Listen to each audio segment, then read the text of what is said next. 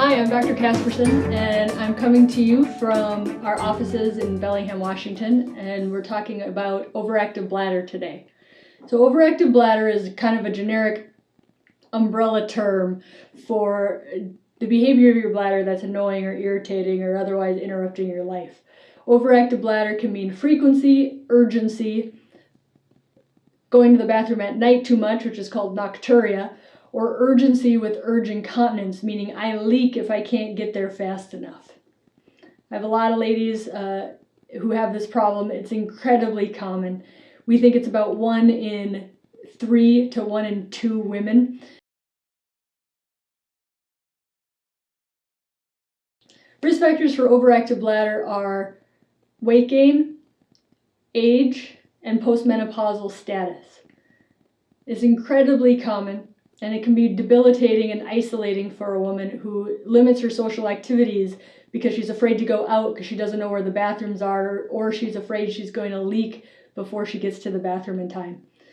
We do think of this as a chronic disease, kind of like high blood pressure and diabetes, in the sense that it's hard to cure it. There's no one pill cures it, problem solved. But there are many options to make and improve your quality of life.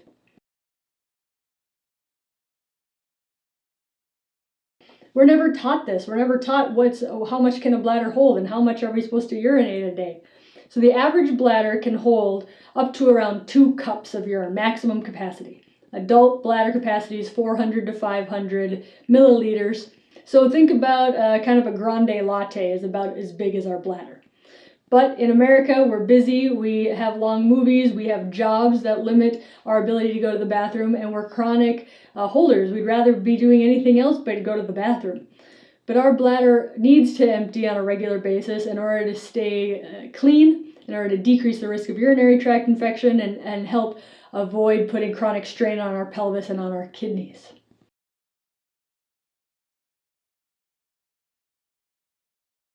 One of the first-line treatments for overactive bladder is behavioral therapy. Basically, bladder retraining or human retraining to realize don't hold your bladder till you're absolutely full. Don't ignore those urges. Go on a timed voiding schedule every 2 to 3 hours.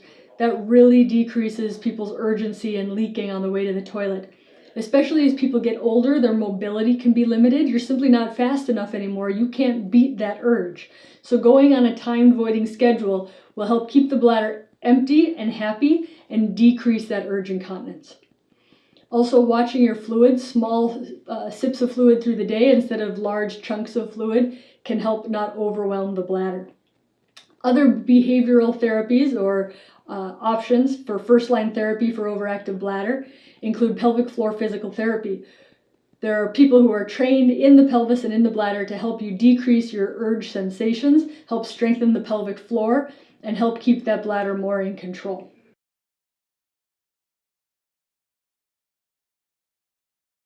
The first class of medicine, which is the most well-known because it's been around for decades, are called the anticholinergic class of medications. There's about 6 different brands, both generic and brand name, in this category. The biggest problem that people have with this medication is the side effects of anticholinergics, which include dry mouth and constipation. Those are the most irritating and tend to be the most common reasons why people stop taking anticholinergic medications. There's also a risk in the elderly of anticholinergic medications, increasing the risk of falls. There's actually some data concerning or correlating anticholinergic medications to the increased risk of dementia.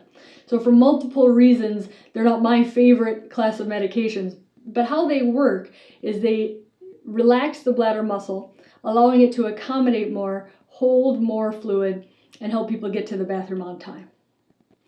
The second class of medication, which is completely separate from anticholinergics, is the beta-3 agonist, and the brand name is called mirabegron. How this works is it relaxes the bladder and allows the bladder to hold more capacity. So if you can hold more in your bladder, you're going to have to urinate less, and you'll have a little more time to get to the bathroom when you feel the urge to go. Mirabegron works slower, so you might not notice it kicking in until after taking it for about 4 to 6 weeks. Side effect profile is much cleaner with mirabetrol. People don't get dry mouth or constipation with this medication. A group of people who can't take this medication are people with uncontrolled high blood pressure. So I have high blood pressure and it's not being managed appropriately or adequately with medications. That's a class of people that should not be on mirabetrol, but that's actually a pretty small part of the population. The other problem with mirabetrol is its brand name and there's no generic equivalent yet, so if your insurance doesn't cover it, it can be very costly.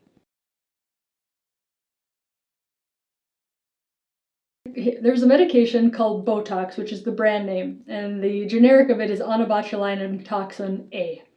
Try to say that 3 times fast. So we're going to use Botox, that is the brand name. It's created by a pharmaceutical company called Allergan, and it has revolutionized the treatment of overactive bladder. I love it. It's probably one of my favorite things to do. I tell women that medications never get me hugs, but Botox gives me hugs, and that's why I like to show up, because women are so happy that they want to hug me. Medications, nobody hugs me when the medications work. Onabotulinum toxin is a medication that's inserted directly into the bladder through a very small camera. It lasts in the bladder anywhere from 4 months to over a year. And how it works is it relaxes the bladder muscle so that the bladder has more room to store urine, and it decreases the spasticity or the overactive bladder behavior of the bladder. The classic things that my ladies tell me is they just have more time to get to the bathroom. So for my people who say, I just need to get to the toilet, or when the garage door hits, I have this urge, or I just need to get my clothes off. They just need a little bit more time to get to the bladder. That's where onabotulinum toxin really, really shines. The brand name for onabotulinum toxin is Botox, so I'll use that interchangeably. Botox has been FDA approved since 2013 for non-neurogenic overactive bladder. And what that means is insurance covers Botox for overactive bladder, and they've been doing it for several years.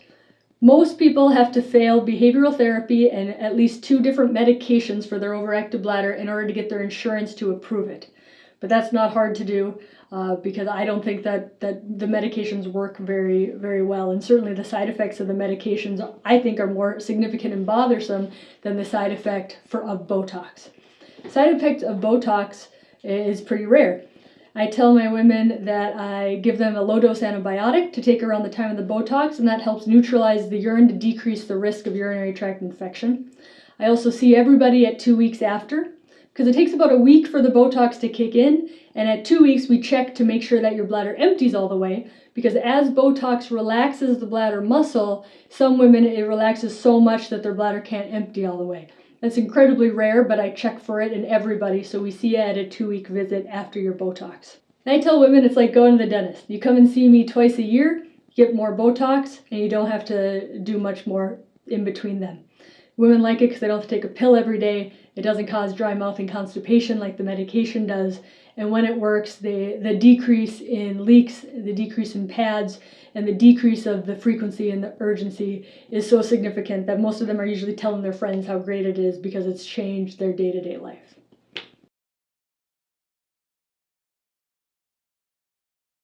INTERSTIM is a device made by the Medtronic company, who's probably the most well-known for their work in cardiac health and pacemakers. INTERSTIM is a very small, thin lead, kind of like an acupuncture needle, and it's placed down in the sacral nerve that controls the bladder and the rectum. INTERSTIM is FDA approved in America for fecal incontinence, which is the accidental loss of stool.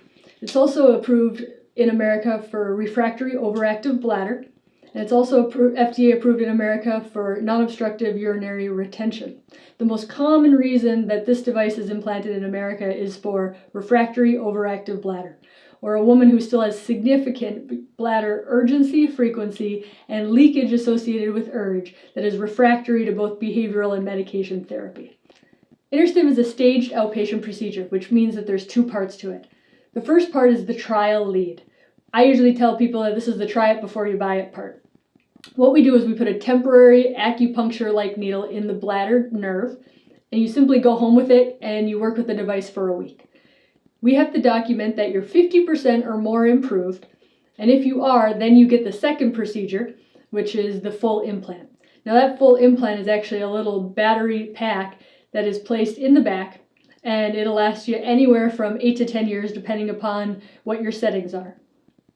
And this is not surgery, but we do give you a little IV to make you sleepy, kind of like a colonoscopy procedure, just so it's a little bit more comfortable for you.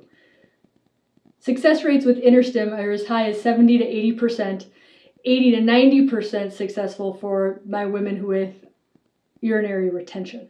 This is the device, so if you pass your first week's test on the trial stimulation, this is the size of the device that then gets implanted down in the lower back by the bladder nerve. And this lasts anywhere from 8 to 10 years. So the people who love this are the ones that don't want to take a pill every day. They don't want to come in twice a year for their Botox injection. They want just one and done. It helps my bladder. I can get on with my life and I'm done with doctor's visits. This is the device for you. It's been around for over 20 years. This is not experimental. It's FDA approved and it's very well covered by insurance.